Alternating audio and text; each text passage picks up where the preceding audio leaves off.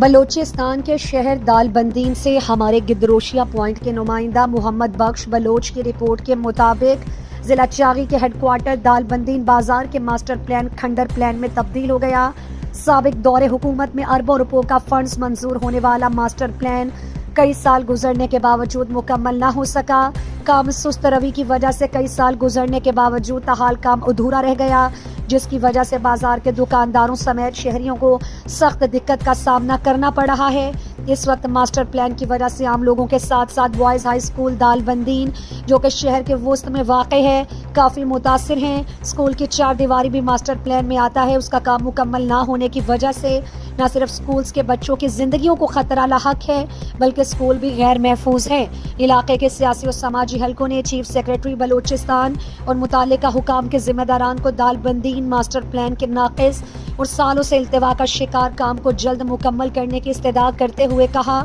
کہ master plan کے کام نہ ہونے کی وجہ سے شہر کی حالت روز بروز ابتر ہوتی جا رہی ہے۔ نااہل ٹھیکیدار کے خلاف فوری کارروائی عمل میں لا کر ادھورے کام کو مکمل کر کے شہریوں کو اس عذاب سے چھٹکارا دلایا جائے۔